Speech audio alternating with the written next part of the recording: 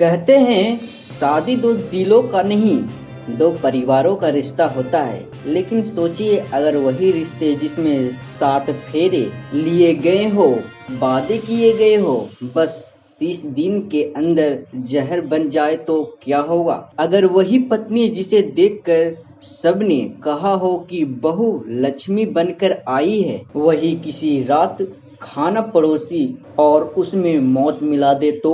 झारखंड के गढ़वा जिले में से आई ये सच्चाई कहानी प्यार धोखा खौफ की दास्तान है, जिसे जानकर आपकी रूह कांप जाएगी। बुडनाथ सिंह, उम्र सिर्फ 22 साल, एक सीधा साधा लड़का जो गढ़वा जिले से बिलोंग करता था। वहीं बहुकुंदर गांव में रहता था। 11 मई 2025 की उसकी शादी हुई छत्तीसगढ़ की रहने वाली सुनीता से, और घर में रौनक थी।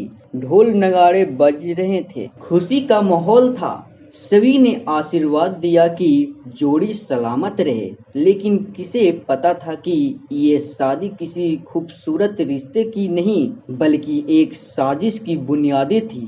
शादी के कुछ ही दिन बाद सुनीता मायके चली गई, और वह जाकर उसने साफ साफ कह दिया, मुझे मेरा पति पसंद नहीं, मैं उसके साथ नहीं रह सकती।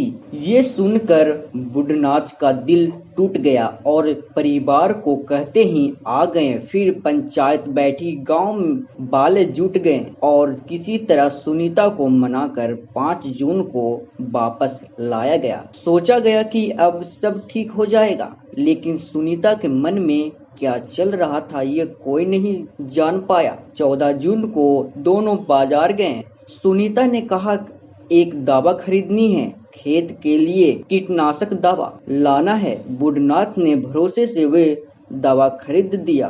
उसे क्या पता था ये जहर उसकी थाली में परोसी जाएगी। 15 जून की रात सुनीता ने वही जहर उसके खाने में मिला दिया। बुडनाथ ने खाना खाया और फिर उसकी हालत बिगड़ती गई। अगली सुबह माँ ने जब बेटे को आवाज दिया तो कभी न उठने वाली नींद सो चुका था, यानी कि वह मर चुका था। घर में चीख पुकार मच गई। गांव वाला इकट्ठा हुआ। सुनीता को शक के घेरे में देखा गया और पूछताछ में उसने खुद कबूल किया कि उसी ने पति को जहर दिया है। पुलिस आई, सुनीता को गिरफ्तार किया और शव पोस्टमार्टम के लिए भेजा गया। अब एक माँ का बेटा नहीं रहा, एक घर उजड़ गया और एक रिश्ते की कीमत मौत बन गई। ये सिर्फ एक क्राइम नहीं था, ये एक रिश्ते तोड़ने की कहानी थी। लेकिन चुना गया जहर का रास्ता गलत। ये बात प्यार से भी हो सकता था, मगर सवाल आपसे है, क्या आज के रिश्ते में झूठ और जिद इतनी बढ़ गई कि इंसानियत ही मर गया? क्या आप भी मानते हैं कि समय रहते बातचीत समझाई और इज्जत से चीजें सुलझाई जा सकती थी? हाँ तो कमेंट में जरूर बताएं अपनी राय।